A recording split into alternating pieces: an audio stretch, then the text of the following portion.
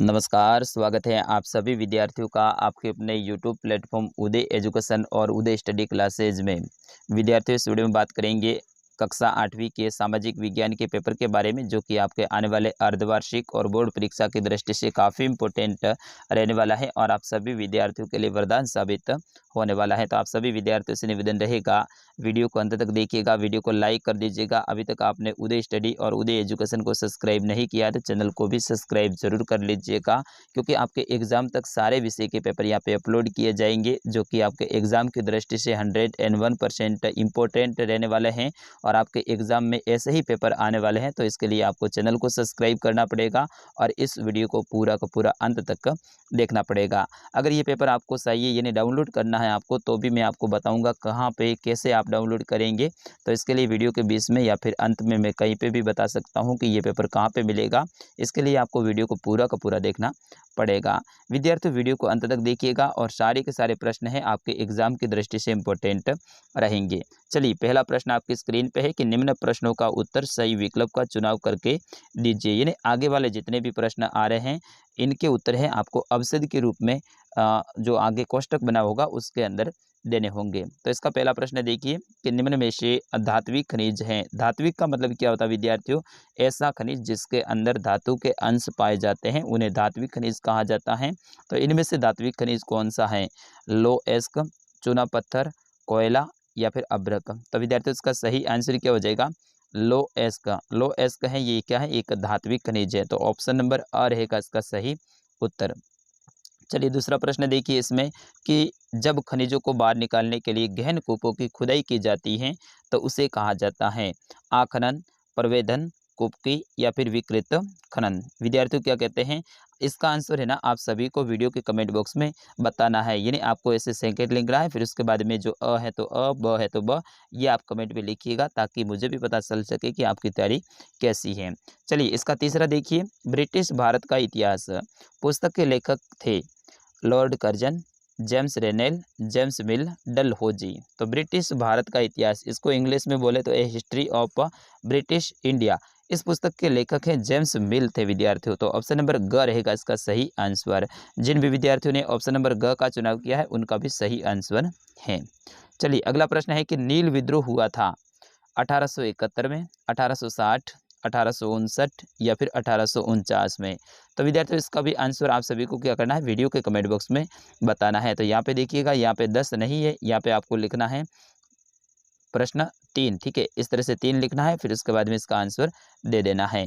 चलिए, अगला प्रश्न है, अंतिम मुगल बादशाह था औरंगजेब, जहांगीर, बहादुर शाह जफर या फिर शाहजहां। तो मुगलों का अंतिम जो बादशाह है वो कौन था? बहादुर शाह जफर था। तो ठीक है, ऑप्शन नंबर ग रहेगा इसका सही आंसर। जिन भी विद्यार्थियों ने ऑप्शन नंबर ग का चुनाव किया है उन सभी का सही आंसर हो जाएगा। अगर प्रश्न ऐसा है कि अंतिम मुगल शक्तिशाली बादशाह कौन था, तो वो हो जाएगा औरंगजेब। अगर डायरेक्ट पूछ लिया जाए कि अंतिम मुगल बादशाह कौन था, तो बहादुर शाह जफर था। ठीक है ना। इनकी मृत्यु है वो 1861 में हुई थी, रेंगुल जेल में। चलिए, अगला प्रश्न है, भारत में पहली सूती कपड़ा मिल है वो कहाँ स्थापित हुई थी? यानी कब स्थापित हुई थी, ये आपको बताना है। ऑप्शन क में है 1854, ऑप्शन ख है 1855, ऑप्शन ग है 1860 और ऑप्शन ग है 1850। तो विद्यार्थियों, ये भी प्रश्न आपके लिए बोनस के रूप में है, तो ये 5 लिखिएगा आप और फिर उसके बाद में इसका आंसर वीडियो के कमेंट बॉक्स में लिखिएगा। चलिए, अगला प्रश्न है कि आर्य समाज की स्थापना किसने की थी? स्वामी दयानंद ने, पेरियार ने, स्वामी विवेकानंद ने, राजा राममोहन राय ने। तो विद्यार्थियों, इसका सही आंसर क्या हो जाएगा? आर्य समाज की स्थापना किसने की थी? दयानंद सरस्वती ने या फिर स्वामी विवेकानंद ने? तो बिल्कुल इसका सही आंसर क्या हो जाएगा? दयानंद। ऑप्शन नंबर क रहेगा इसका सही आंसर मेरे हिसाब से तो। चलिए, अगला प्रश्न है, प्रश्न संख्या 7, निम्नलिखित में से कौन सा कारक मृदा का निर्माण नहीं है? मृदा के निर्माण का कारक नहीं है। मृदा का गठन, समय, जैव पदार्थ या फिर इनमें से कोई नहीं। तो इसका हो जाएगा मृदा का गठन। विद्यार्थियों, ऑप्शन नंबर क रहेगा इसका सही आंसर। मृदा का गठन है, ये मृदा निर्माण का कारक नहीं है। बाकी मृदा बनने में समय भी लगता है और जैव पदार्थ भी उसमें मिलते हैं। चलिए, भारत का प्रथम गवर्नर जनरल कौन था? ये काफ़ी इंपॉर्टेंट प्रश्न है, आपके बोर्ड की एग्जाम में ये प्रश्न छपने वाला है। तो भारत का प्रथम गवर्नर जनरल कौन था? Lawrence, Warren Hastings, Lord Curzon, Bentinck. तो हो जाएगा लॉर्ड कर्जन। ठीक है, ऑप्शन नंबर स रहेगा इसका सही आंसर। चलिए अगला है कि निम्न में से नवीकरणीय संसाधन है, या फिर नवीकरणीय का मतलब क्या होता है, एक बार उपयोग में लेने के बाद में फिर से नया अपने सामने बन के आ जाता है, उसे कहते हैं नवीकरणीय। तो सौर ऊर्जा बिल्कुल नवीकरणीय है। पवन ऊर्जा, ये भी देखो पवन का जितना भी अपन उपयोग करें दोबारा से नई पवन आ जाती है, तो ये भी नवीकरणीय है। और जल विद्युत यानी जल भी है, ये भी नवीकरणीय है। तो ऑप्शन नंबर द रहेगा इसका सही आंसर, उपयुक्त सभी। चलिए 10वां प्रश्न है कि निम्न में से मृदा के निम्नीकरण में सहायक कारक नहीं है, यानी मिट्टी को खराब करने में कारक कौन सा नहीं है, वन उन्मूलन, अति पशुचारण, स्थलाकृति या फिर भूस्खलन। तो मृदा निम्नीकरण में है स्थलाकृति हो जाएगा। ठीक है, ऑप्शन नंबर स रहेगा इसका सही आंसर। बाकी वनों उन्मूलन यानी वनों की कटाई करेंगे तो मृदा का निम्नीकरण हो जाएगा, इससे तो सही है। अति पशुचारण यानी अधिक से अधिक पशुओं को चराएंगे तो भी मिट्टी खराब होगी। और भूस्खलन यानी जमीन का खिसकना, इसके कारण भी ये खराब होती है। तो लेकिन स्थलाकृति हो जाएगा, ऑप्शन नंबर स रहेगा इसका सही आंसर। चलिए अगला प्रश्न है कि निम्नलिखित में से ऊर्जा का परंपरागत स्रोत है। परंपरागत का मतलब होता है ऐसा स्रोत जिसका उपयोग पहले से अपन करते आ रहे हैं। कोयला भी हो जाएगा, पेट्रोलियम भी हो जाएगा, प्राकृतिक गैस भी हो जाएगा। तो अपना हो जाएगा ऑप्शन नंबर द। चलिए कॉफी का प्रमुख उत्पादक देश कौन सा है, यानी कॉफी सबसे ज्यादा कहाँ उत्पादित होती है, ब्राजील, भारत, रसिया या फिर इनमें से कोई नहीं। तो ब्राजील हो जाएगा। ठीक है, ऑप्शन नंबर अ रहेगा इसका सही आंसर।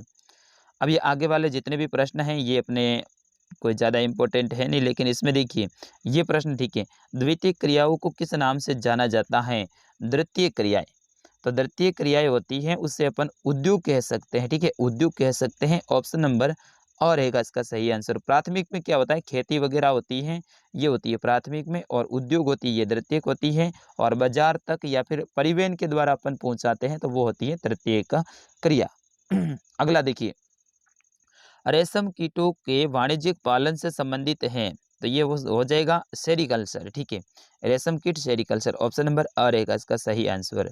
सुनहरा रेशा से अभिप्राय हैं, तो पटसन को सुनहरा रेशा कहा जाता है, तो ऑप्शन नंबर स रहेगा इसका सही आंसर।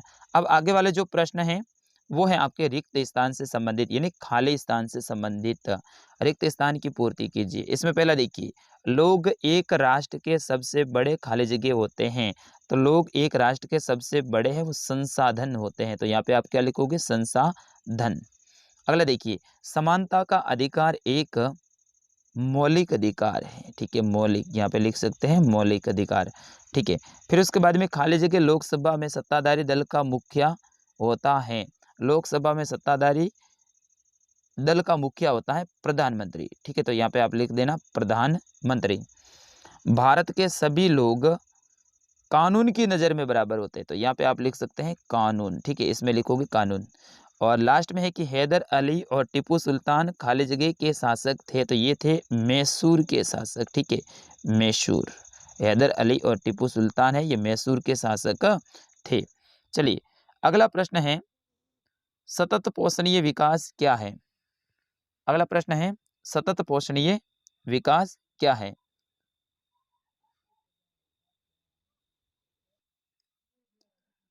चलिए अगला प्रश्न है कि सतत पोषणीय विकास क्या है। तो इसमें क्या हो जाएगा, सतत पोषणीय विकास ऐसा विकास जो आने वाली पीढ़ी को और संसाधनों को सुरक्षित रखते हुए विकास किया जाता है, उन्हें सतत पोषणीय विकास कहा जाता है। मतलब विकास भी जरूरी है लेकिन संसाधनों का संरक्षण भी करना है, और साथ ही जो संसाधन है उनको बचाने का प्रयास भी करना है, उसे कहते हैं सतत पोषणीय विकास। अगला प्रश्न है कि उन कारकों के नाम बताइए जो कृषि को प्रभावित करते हैं। तो कृषि को प्रभावित करने वाले जो कारक होते हैं, एक तो होता है मौसम। ठीक है, मौसम हो जाएगा, एक हो जाएगा जलवायु, जलवायु, और एक हो जाएगा तापमान, तापमान, और एक हो जाएगा समय। ये क्या करते हैं, मौसम को प्रभावित कृषि को प्रभावित करते हैं। अगला प्रश्न है कि जनसंख्या संगठन से क्या तात्पर्य है। तो एक वर्ग किलोमीटर के अंदर रहने वाले लोगों की जो सघनता है या फिर रहने वाले लोगों की संख्या है, उसे जनसंख्या संगठन कहा जाता है। अगला प्रश्न है कि संघवाद किसे कहते हैं। संघवाद किसे कहते हैं? ये आपके राजनीति विज्ञान के बुक है, उसका प्रश्न है, आप कमेंट में ज़रूर बताइएगा। अगला 7वां प्रश्न है कि किसी लोकतांत्रिक देश को संविधान की ज़रूरत क्यों पड़ती है? अगला प्रश्न है कि सार्वभौमिक वयस्क मताधिकार क्या है? तो किसी भी देश में 18 वर्ष या फिर उससे अधिक आयु वर्ग के सभी महिलाओं और पुरुषों को यानी वयस्क नागरिकों को मत देने का जो अधिकार होता है उसे कहते हैं सार्वभौमिक वयस्क मताधिकार, चाहे वो किसी भी जाति या धर्म का हो। 18 वर्ष से ज़्यादा उसकी उम्र है या फिर 18 वर्ष उसकी उम्र है तो उसको मत देने का अधिकार होता है। अगला प्रश्न, कानून का शासन से पद से आप क्या समझते हैं? अपने शब्दों में लिखिएगा। अगला प्रश्न आपकी स्क्रीन पे है कि अंग्रेजों ने सरकारी दस्तावेजों को किस तरह से सुरक्षित रखा? तो अंग्रेजों ने सरकारी दस्तावेजों को अपने-अपने जो सरकारी दफ्तर है उनके पास में अलग से अभिलेख कक्ष बना के उन दस्तावेजों को सुरक्षित रखा। अगला प्रश्न, जेम्स मिल ने भारतीय इतिहास को जिस तरह कालखंडों में बांटा था उसमें क्या समस्याएं थी? तो जेम्स मिल ने भारतीय इतिहास को कितने कालखंडों में बांटा था?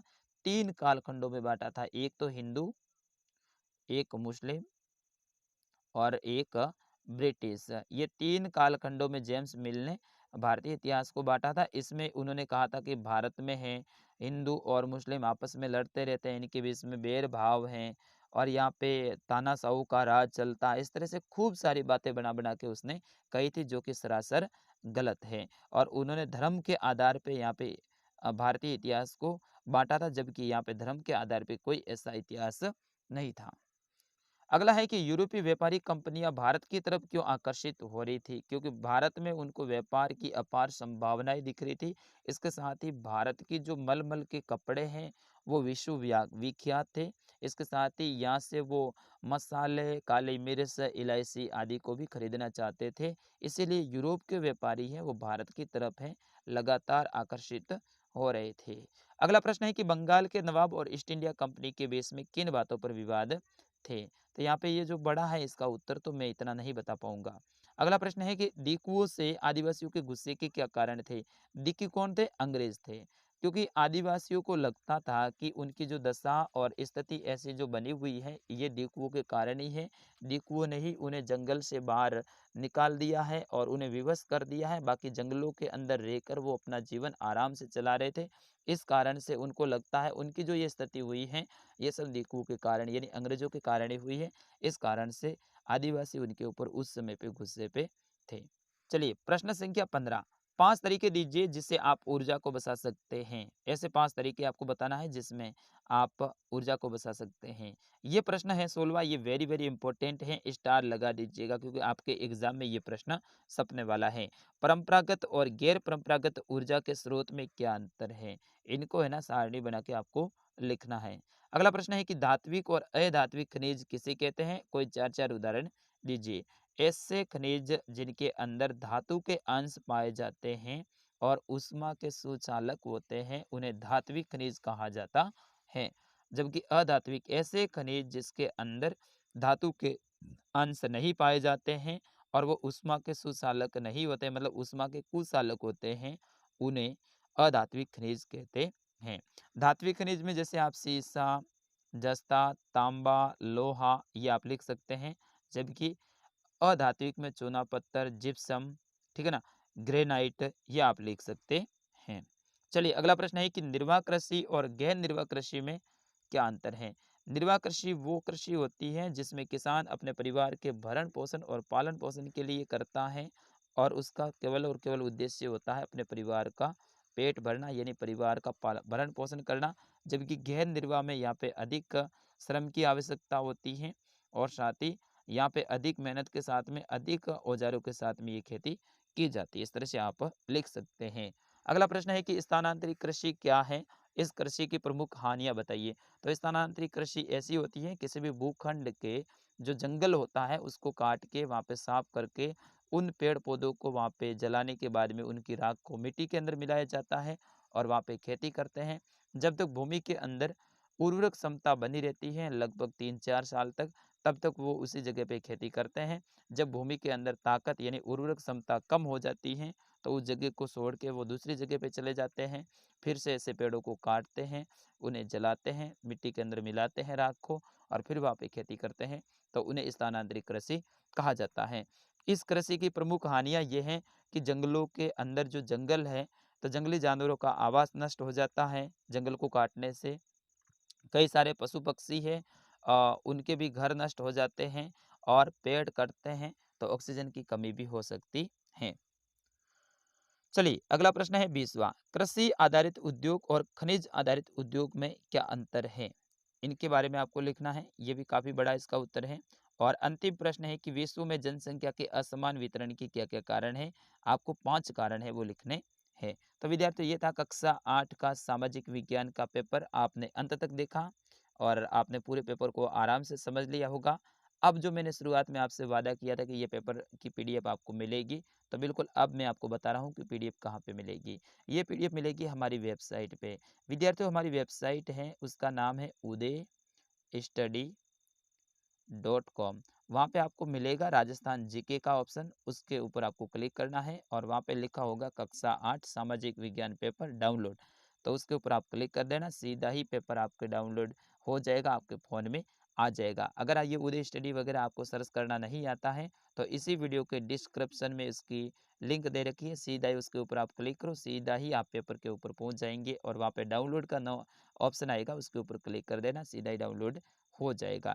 डिस्क्रिप्शन का पता ना हो तो यहाँ पे कक्षा 8 सामाजिक विज्ञान पेपर वगैरह नाम दे रखा है वीडियो के नीचे, उसके ऊपर आप थोड़ा सा टच कीजिए यानी क्लिक कीजिए, तो नीचे बहुत बड़ा विवरण खुलेगा, उसी में ये नाम आ जाएगा। तो विद्यार्थी, मिलते हैं अगले वीडियो में, तब तक के लिए नमस्कार, जय हिंद।